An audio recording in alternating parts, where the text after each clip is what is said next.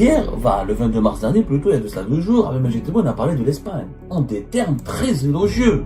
Abdelmadjid Tebboune, je le cite, les relations entre l'Algérie et l'Espagne ont repris leur cours normal, après une période de froid diplomatique. Les relations diplomatiques et commerciales sont actuellement au beau fixe. En mars 2022, c'était pas du tout les mêmes propos. C'est un changement à 180 degrés. Le 18 mars 2022, lorsque l'Espagne a reconnu la souveraineté du Maroc sur le Sahara occidental, l'Algérie laisse éclater sa colère, l'ambassadeur algérien est rappelé, l'Algérie a suspendu son traité d'amitié avec l'Espagne et les relations diplomatiques ont été gelées. Le président algérien a parlé d'un revirement inacceptable, moralement, historiquement. Et en mars 2025, Tebboune change de temps. C'est un revirement de la position algérienne, un changement à 180 degrés. L'Espagne n'a pas changé, elle est restée tout simplement solide. Les Espagnols ont attendu 2 ans, l'Algérie s'est calmée toute seule. Est-ce que c'est cohérent? Est-ce que c'est crédible? Non, c'est pas crédible. En fait, il faut vraiment qu'on lance un débat national en Algérie sur la question du Sahara occidental. Est-ce que le Sahara occidental doit être encore une cause nationale en Algérie? Est-ce qu'on ne doit pas faire preuve de pragmatisme, de réalisme, sans pour autant faire de grandes concessions face au Maroc, sans pour autant donner l'impression qu'on baisse le pantalon face au Maroc? Hier, le 22 mars dernier, plutôt il y a de cela 2 jours, Abdelmadjid Tebboune a parlé de l'Espagne, en des termes très élogieux. Nos relations avec l'Espagne sont excellentes. Abdelmadjid Tebboune, je le cite, les relations entre l'Algérie et l'Espagne ont repris leur cours normal, après une période de froid diplomatique. Les relations diplomatiques et commerciales sont actuellement au beau fixe. Et l'Algérie elle prévoit même d'importer une partie de son cheptel ovin en prévision de l'Aïd. L'Algérie veut importer 1 million de moutons. Une partie de cet 1 million de moutons, elle veut les importer depuis l'Espagne. C'est Abdelmadjid Tebboune qui a terminé sa citation. L'Algérie n'est en conflit avec aucun pays européen et demeure ouverte à la coopération avec ses partenaires de l'Union européenne. Nous sommes 22 mars 2025. 3 ans plus tard, en mars 2022, c'était pas du tout les mêmes propos. C'est un changement à 180 degrés. L'Espagne qui devient notre ami, il n'y a plus de froid diplomatique, les relations ont repris leur cours normal, les relations sont au beau fixe, les relations diplomatiques et commerciales sont au beau fixe. Ce n'était pas le cas. Le 18 mars 2022, lorsque l'Espagne a reconnu la souveraineté du Maroc sur le Sahara occidental, dans une lettre comme Emmanuel Macron l'a fait avec le 30 juillet 2024. Les Espagnols ont dit le 18 mars 2022 que le plan marocain pour l'autonomie du Sahara occidental dans le cadre de la souveraineté marocaine est la base la plus sérieuse, réaliste et crédible pour la résolution de ce conflit. L'Algérie laisse éclater sa colère, l'ambassadeur algérien est rappelé. En juin 2022, l'Algérie a suspendu son traité d'amitié avec l'Espagne et les relations diplomatiques ont été gelées. Et plus que ça, plus que les relations diplomatiques, il faut rappeler ce qu'on a fait avec l'Espagne. Boycott économique, suspension des lignes aériennes, blocage des importations de l'Espagne. On a même voulu négocier augmentation des prix de certains volumes de gaz. Il y a eu un retournement, une hostilité excessive, voire affichée ouvertement, mais de façon très agressive à l'encontre de l'Espagne. L'Espagne était devenue l'adversaire et l'ennemi de l'Algérie. Il n'y a plus d'ambassadeur, il a été rappelé. L'ambassade d'Algérie à Madrid était restée vide jusqu'à fin novembre 2023, où le gouvernement algérien avait décidé de renommer ou de placer là-bas ou de désigner un nouvel ambassadeur. En 2022, voilà ce que Tebboune disait à propos de l'Espagne. Nous avons des relations très solides, nous avons de très solides liens avec l'État espagnol. Mais le chef du gouvernement, Pedro Sanchez, a tout cassé. A tout cassé. C'est le thème qui était utilisé par Tebboune à l'époque. Et qui a d'ailleurs parlé concernant la position espagnole exprimée le 18 mars 2022 par rapport à la souveraineté du Maroc sur le Sahara occidental. Le président algérien a parlé d'un revirement inacceptable, moralement, historiquement. Inacceptable, moralement et historiquement. La crise va durer au départ du 1er mars-avril 2022 jusqu'à la fin de l'année 2023. Fin novembre 2023, un nouvel ambassadeur, Abdel Fattah Darmoum. Mais il y avait des négociations au début de l'année 2024. Février 2024, le chef de la diplomatie espagnole devait venir à Alger José Manuel Alvarez. Sauf que Tebboune avait refusé de l'accueillir. À la dernière minute, il devait venir le 12 février 2024, et il n'est pas venu parce qu'à la dernière minute, les Algériens, le ministère algérien des Affaires étrangères l'informe que Tebboune ne va pas l'accueillir. Qu'il doit se contenter uniquement de rencontrer le ministre algérien des Affaires étrangères. Et que le dossier du Sahara occidental sera aux échanges, au menu des échanges, et que l'Algérie voudrait faire une déclaration qui dénonce l'occupation de ce territoire par le Maroc. Le chef de la diplomatie espagnole annule son déplacement. Majesh, il n'a pas voulu venir. Et dans la presse algérienne, nous-mêmes on l'avait dit, que José Manuel Alvarez, que les autorités algériennes avaient émis des réserves sérieuses quant aux positions ambiguës de José Manuel Alvarez sur le dossier sahraoui. Contrairement à son chef du gouvernement, Pedro Sanchez, qui a nettement évolué sur cette question. En réalité, l'Espagne n'a jamais évolué sur cette question. Il n'y a jamais eu de changement de la part de l'Espagne sur la question du Sahara occidental. L'Espagne, depuis mars 2022, n'a pas changé d'un iota sa position. C'est-à-dire, elle soutient la souveraineté du Maroc sur le Sahara occidental. Donc, le rendez-vous qui était de la réconciliation prévue en février 2024 n'a pas pu avoir lieu, et la situation est restée totalement froide jusqu'à cette année 2025, où récemment, la réconciliation a commencé avec Brahim Merad, qui est parti à Madrid. Ce sont les Algériens qui ont fait un pas envers l'Espagne. Ce n'est pas l'Espagne qui a fait un pas vers l'Algérie. C'était le 24 février dernier, le 24 février dernier, Brahim Merad, ministre algérien de l'Intérieur, est parti, s'est rendu en Espagne. Avec une délégation importante qui comprend le patron de la police et plusieurs autres responsables importants. C'est la réconciliation. Il fallait attendre février 2025. Et en mars 2025, Tebboune change de temps. C'est revirement de la position algérienne, un changement à 180 degrés.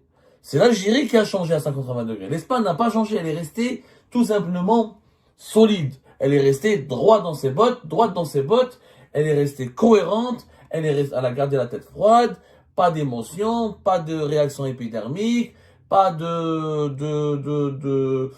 scandale, pas de surenchère, pas d'escalade.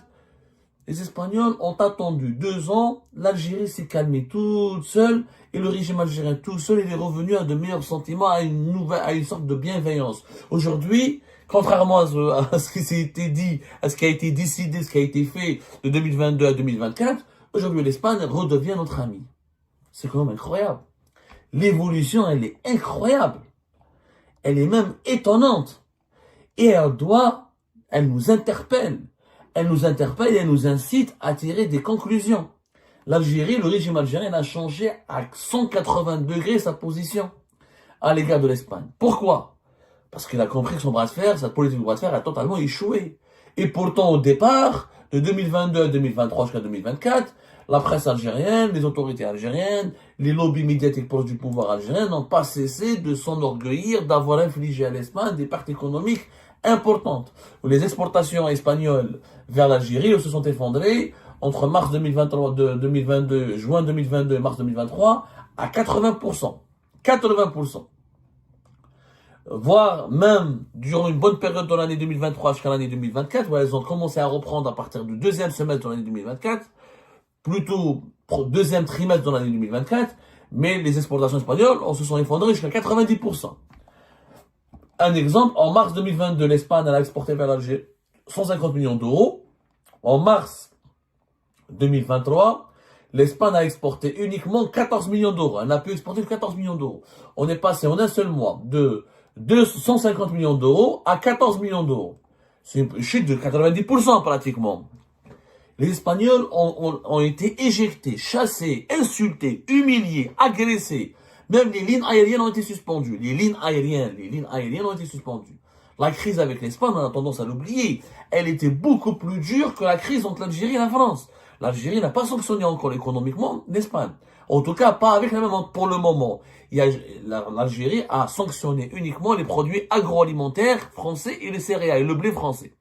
Les autres produits français n'ont pas été boycottés. On vous a donné les bilans d'atteindre 2024. Les exportations françaises se sont poursuivies. Des légères baisses agroalimentaires et céréales, des augmentations au niveau des machines industrielles et des équipements industriels et moyens de transport, comme les voitures. On verra pour l'année 2025. Jusqu'à maintenant, il n'y a pas une politique de boycott extrêmement dure, à l'exception du domaine agricole et matières premières agricoles. Pour l'Espagne, c'était plus que du boycott. C'était un embargo. Plus personne n'avait le droit d'acheter des produits espagnols. Il y avait même la suspension des lignes aériennes. L'Algérie n'a pas suspendu les lignes aériennes avec la France. Les lignes aériennes, et 68 jusqu'à pratiquement 70 vols par jour entre la France et l'Algérie. Il n'y a pas eu de problème. Le trafic aérien n'a pas été démobilisé. Alors avec l'Espagne, on ne pouvait même pas aller à Alicante, on pouvait aller difficilement à Madrid, on pouvait aller... Ça a été réduit au strict minimum. Je dis bien, ça a été réduit au strict minimum. Donc, cela signifie quoi? Cela signifie que l'Algérie a reculé. Qu'après avoir fait preuve d'une dureté, d'une froideur, d'une certaine, comment dirais-je, brutalité, d'une certaine agressivité à l'égard de l'Espagne, l'Algérie s'est remise en cause et elle a compris que cette politique, elle était inutile. Et l'Espagne, l'attitude espagnole, j'ai eu l'occasion de le dire, elle a été admirable. Les Espagnols n'ont jamais sanctionné les Algériens, n'ont jamais appliqué de réciprocité. Ils ont continué à acheter notre gaz. Ils ont continué à donner des visas dans des proportions limitées, mais ils ont continué à donner des visas. Ils ont continué à donner des visas aux Algériens et aux Algériens. Ils ont laissé la main tendue. Ils sont restés imperturbables. Pourquoi? Parce que ils ont, dès le départ, ils ont juste répondu après mars 2022, en 2022, ils ont répondu clairement aux critiques algériennes. C'est notre souveraineté, c'est notre décision, c'est à nous, on est souverain, on a le droit de soutenir qui on veut et de reconnaître qui on veut. Et de prendre la décision ou d'assurer ou d'assumer la position qu'on veut, pas selon les intérêts espagnols. C'est un pays souverain, on a nos intérêts, on a nos agendas, personne ne va nous dicter comment on doit se comporter dans tel ou tel dossier. Ça a été leur réponse, une réponse courte, précise. Ils n'ont plus jamais provoqué la moindre polémique avec l'Algérie. Il n'y avait que les médias algériens et les officiels ou les officieux algériens qui continuaient à bombarder l'Espagne, à la boycotter, à l'attaquer, etc. Ça n'a servi à rien. Pourquoi? Parce que les pertes, le régime algérien a fait son examen. Il a vu que les Espagnols n'ont pas changé de position, que économiquement en Algérie, l'Espagne en était parmi les 3-4 premiers fournisseurs, 4 premiers clients, parmi les 3 premiers clients et parmi les 4 ou 5 fournisseurs, premiers fournisseurs, que à cause du boycott économique des produits espagnols, il y a eu énormément d'inflation en Algérie, pénurie de certains produits importants, ça a aggravé, ça a suscité une malvie, une misère sociale et a aggravé l'appauvrissement des ménages algériens, que ça ne menait à rien. Ça ne menait à rien, que l'Union européenne commençait à exercer des pressions sur l'Algérie, parce que l'Union européenne a soutenu l'Espagne, et elle a demandé des comptes à l'Algérie concernant le boycott illégal imposé à l'Espagne. C'est une politique agressive et hostile, et que ça nuisait donc aux accords d'association qui ont été conclus entre l'Union européenne et l'Algérie au début des années 2000. Donc l'Union européenne a fait pression pour que les obstacles au commerce extérieur avec l'Espagne soient levés. Donc le pouvoir algérien s'est retrouvé à combattre tout seul contre les moulins à vent. Il a bien compris que c'était un combat perdu d'avance. Et aujourd'hui, voilà, il n'y a plus de froid diplomatique. Mais on ne dit pas pourquoi. Pourquoi il n'y a plus de froid diplomatique? Est-ce que l'Espagne a changé de position? Pas du tout. On n'a arraché aucun compromis à l'Espagne. La seule différence, c'est qu'il n'y a pas une communauté algérienne importante en Espagne. Il n'y a pas des liens historiques, passionnels et douloureux avec l'Espagne. Du coup, le conflit politique et diplomatique n'a pas pris n'a pas pris la même intensité que le conflit actuel que nous avons avec la France. Mais zéro acquis avec l'Espagne. Zéro concession de la part de l'Espagne. Pour une raison simple, on l'a expliqué, moi je le disais depuis 2022. L'Espagne, c'est parmi les 20 économies les plus riches du monde, c'est la 4e grande économie de l'Union européenne, c'est un pays puissant, c'est un pays qui a une économie puissante, qui a un pays important de l'OTAN, un pays occidental important. L'Espagne n'a pas à craindre l'Algérie. L'Espagne ne pouvait pas être perturbée ni bousculée par l'Algérie. Et puis, ce que demandait le régime algérien n'avait pas de sens. Qui va être renouvelé, changer votre politique étrangère. Ne reconnaissez pas la souveraineté du Maroc. C'est une question pour la politique extérieure de l'Espagne n'engage que les intérêts de l'Espagne, n'engage que que la société civile et la scène politique espagnole et les dirigeants espagnols n'ont de compte à rendre à personne, sauf à leur propre population, à leurs propres électeurs. Et voilà, l'affaire a été pliée. L'affaire, c'est un bras de fer qui a été perdu. Et là, malheureusement, on reproduit le même schéma avec la France.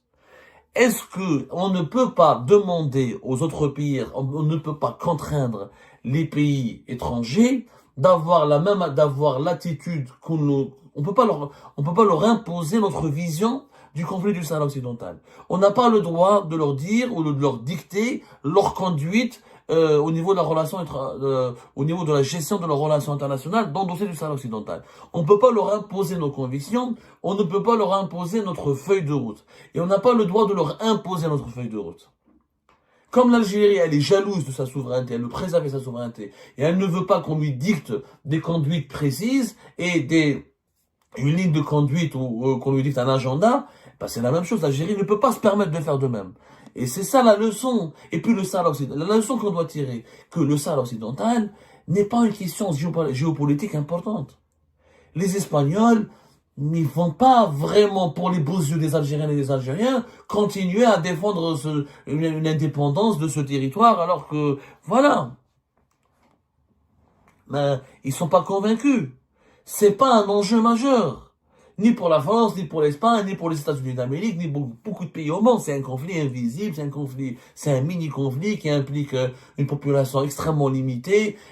Et personne n'est convaincu par l'indépendance du Sahara occidental. À un moment donné, je pense que le pouvoir algérien a compris qu'il fallait être pragmatique, qu'il ne va rien obtenir de la part de l'Espagne, qu'il va commencer un conflit avec la France, qu'il ne peut pas avoir des conflits sur tous les fronts. Donc il a calmé il a éteint le feu sur le front espagnol et s'est réconcilié avec l'Espagne pour concentrer son énergie uniquement sur le conflit avec la France. Mais d'un conflit à un autre, ça fait depuis 2022 jusqu'à 2024-2025, on enchaîne les conflits à cause du Sahara occidental. Est-ce que ça vaut la peine? Et on n'a pas des conflits avec le Niger, le Mali, le Burkina Faso, ou la Centrafrique, ou la Libye. On parle de l'Espagne, on parle de la France. C'est des puissances. C'est des puissances économiques, c'est des puissances politiques. Ce sont des grands pays, Ajmar. Et des partenaires stratégiques pour nous. Encore une fois, des clients, des fournisseurs. On va se disputer avec eux pour un territoire qui s'appelle le Sahara occidental et dont le dossier est entre les mains de l'ONU. À partir du moment où il est entre les mains de l'ONU, il faut que le Sahara occidental cesse d'être une boussole pour la diplomatie algérienne. C'est tout.